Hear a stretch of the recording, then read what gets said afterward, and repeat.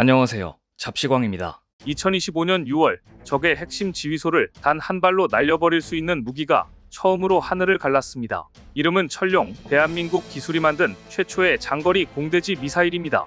오늘은 안보와 경제의 판을 바꿀 무기, 대한민국 방위산업의 자존심인 국산 장거리 공대지 유도탄 철룡에 대해 이야기해보겠습니다.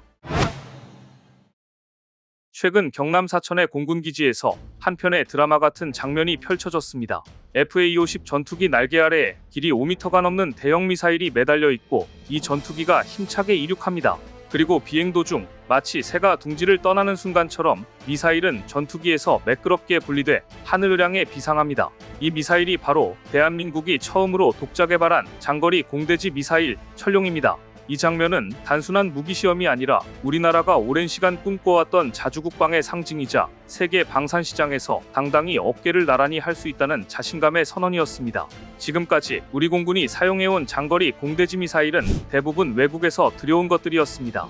대표적으로 독일에서 수입한 타우러스가 있는데 이 미사일은 F-15K에만 장착 가능하고 수량도 부족해 실제 전시의 운용이 제한적이었습니다. 게다가 만약 국제정세가 급변해 수입이 막히면 우리 스스로는 대체할 방법이 없다는 치명적인 약점이 있었죠. 무엇보다 앞으로 실전 배치될 KF-21 같은 차세대 국산 전투기나 FA-50 같은 경공격기에는 외국 미사일을 바로 장착할 수 없다는 심각한 문제가 있었습니다.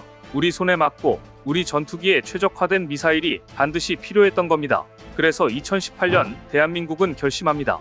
이제는 우리가 만든다. 국방과학연구소, LIG넥스1, 한화 에어로스페이스 등 국내 최고의 기술진이 모여 철룡 프로젝트에 뛰어들게 됩니다. 특히 최근 KF-21 보라매의 양산과 실전 배치가 본격적으로 진행되면서 철룡의 중요성은 더욱 커지고 있습니다. 2025년 기준 KF-21은 60대 배치가 확정됐으며 2028년까지 40대가 추가 전력화될 예정입니다. 이 전투기는 4.5세대급 성능과 최신 A사 레이더, 전자전 장비, 장거리 미사일 운용 능력을 고루 갖추고 있습니다. 무엇보다 KF-21이 철룡을 탑재하게 되면 북한의 노후 전투기 전력은 사실상 완전히 무력화될 수 있다는 평가도 나오고 있죠. 더 나아가 철룡은 단순히 우리 하늘만 지키는 무기가 아닙니다. 최근 아랍에미리트, 필리핀, 페루 등 해외에서도 KF-21과 철룡의 패키지 수출에 큰 관심을 보이고 있듯이 철룡은 대한민국 항공산업의 수출 경쟁력을 한 단계 더 높여주는 핵심 카드이기도 합니다. 미사일을 개발한다는 건 단순히 로켓에 폭탄을 달아 쏘는 게 아닙니다.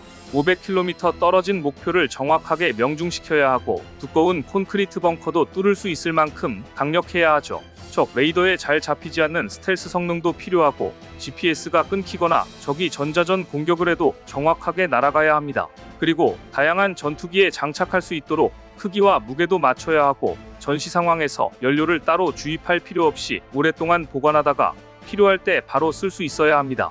이런 까다로운 조건을 모두 충족시키기 위해 우리 개발진은 2018년부터 7년 넘게 밤낮 없이 연구와 실험을 반복했습니다. 처음에는 F4 전투기 같은 구형기체를 활용해 분리시험을 했고 이후에는 FA-50 전투기로 시험 플랫폼을 바꿔가며 수십 번의 비행과 분리실험을 거쳤죠.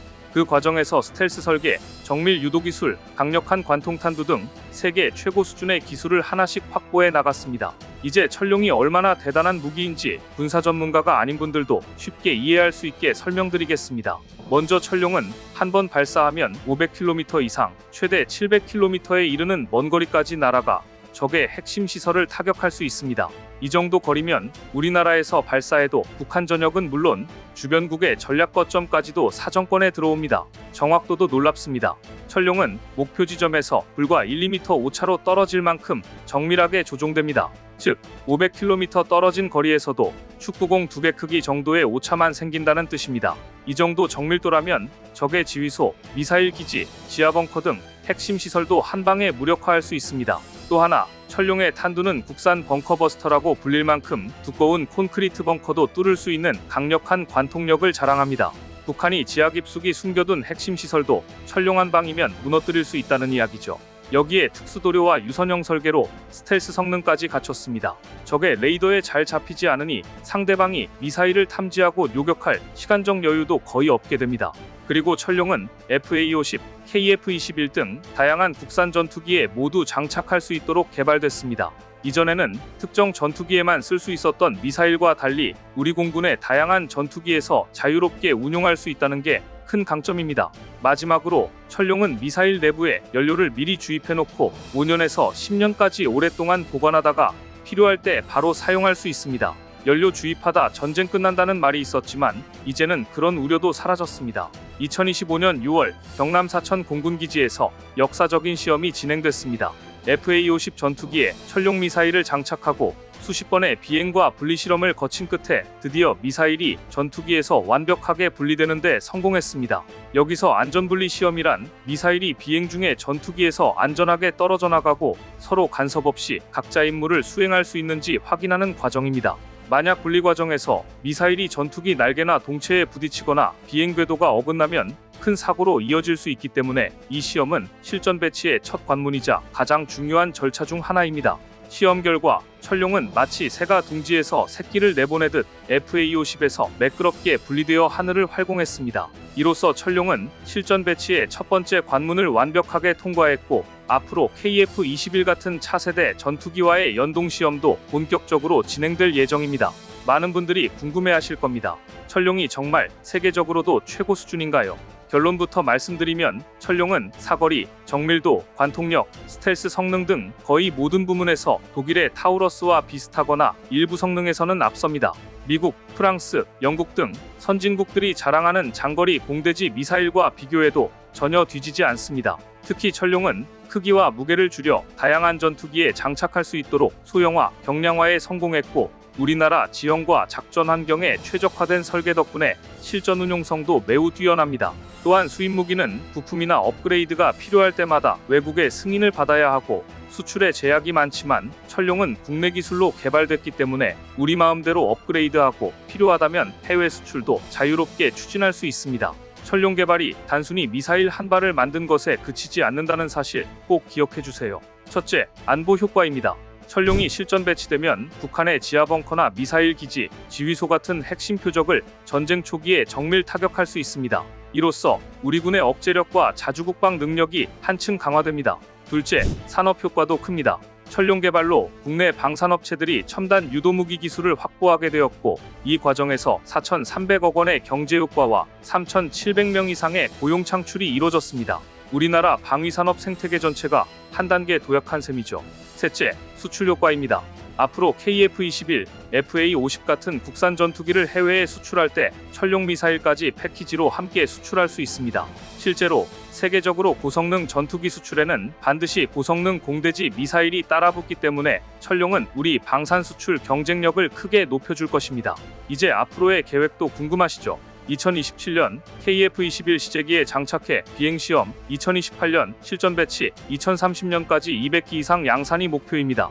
천룡이 KF-21에 완벽히 통합된다면 우리 전투기와 미사일이 하나의 패키지로 세계 시장에서 경쟁하게 되고 이는 대한민국 방산 수출의 새로운 시대를 여는 결정적 계기가 될 것입니다. 또한 FA-50, KF-21 외에도 F-15K, KF-16 등 기존 전투기와의 호환성도 연구 중이고 동남아시아, 중동, 유럽 등 FA-50이나 KF-21을 구매하는 해외 국가에도 맞춤형으로 수출할 수 있도록 준비하고 있습니다.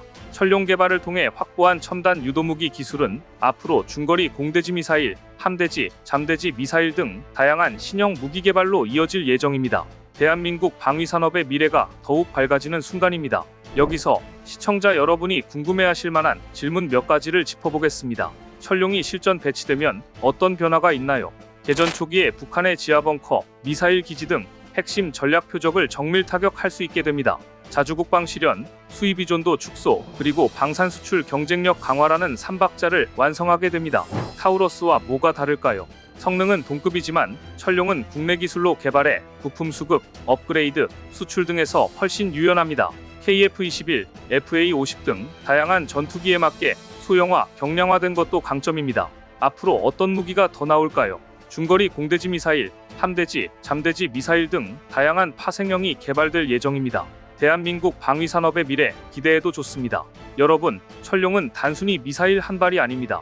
대한민국 기술력의 상징이자 자주국방의 실현, 그리고 방위산업의 미래를 여는 핵심 동력입니다. 이제는 우리도 할 수 있다는 자신감으로 대한민국의 하늘을 지키고 세계 무대에서 당당히 경쟁하는 시대가 열렸습니다. 이 모든 변화의 중심에는 철룡과 KF-21이 함께 만들어갈 대한민국의 미래가 있습니다. 철룡과 KF-21이 함께 세계 하늘을 누비는 날, 대한민국의 기술력은 한층 더 높이 비상할 것입니다. 오늘 준비한 소식은 여기까지입니다. 댓글을 통한 여러분들의 많은 의견 기다리겠습니다. 시청해주셔서 감사합니다.